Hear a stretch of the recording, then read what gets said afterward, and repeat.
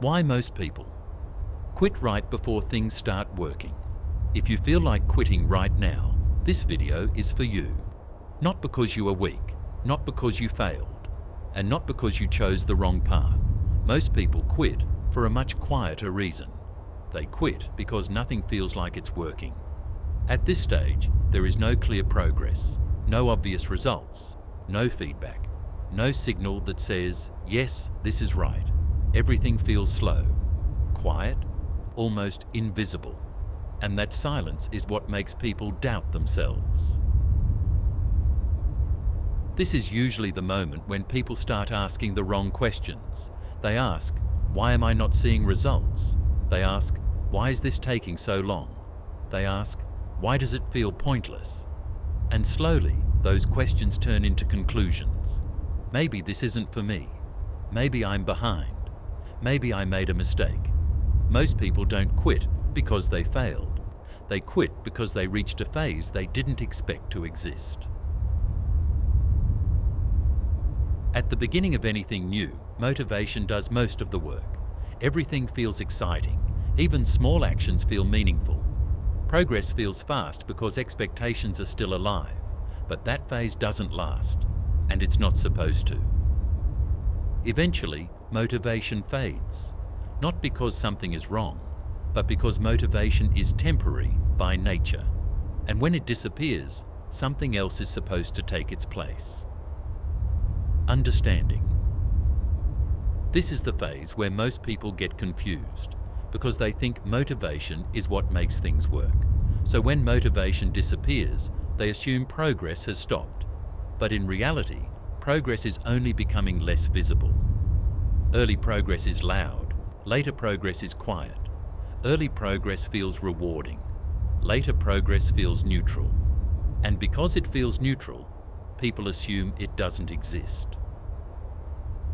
This is where quitting starts to feel logical. You look at your effort, you look at the lack of visible results, and your brain does the math. Effort with no reward feels like a bad deal, so quitting feels reasonable. Not emotional, not dramatic, just logical. But logic at this stage is often misleading because it ignores one important thing. This phase is not designed to feel good. It is designed to stabilize you. It is where habits replace excitement, where structure replaces energy, where consistency replaces hope. And none of that feels inspiring. It feels boring, it feels flat, it feels slow, which is exactly why most people leave. Most people are waiting for a signal, a sign that says, now it's working. More confidence, more clarity, more motivation. But this phase doesn't give signals. It asks for a decision instead. Not, is this working? But do I understand what is happening right now? That question changes everything. Because once you understand this phase, it stops feeling like a failure. It starts feeling like a transition.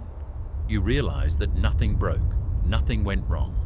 You simply moved past the illusion stage, the stage where effort feels exciting, and entered the stage where effort becomes normal.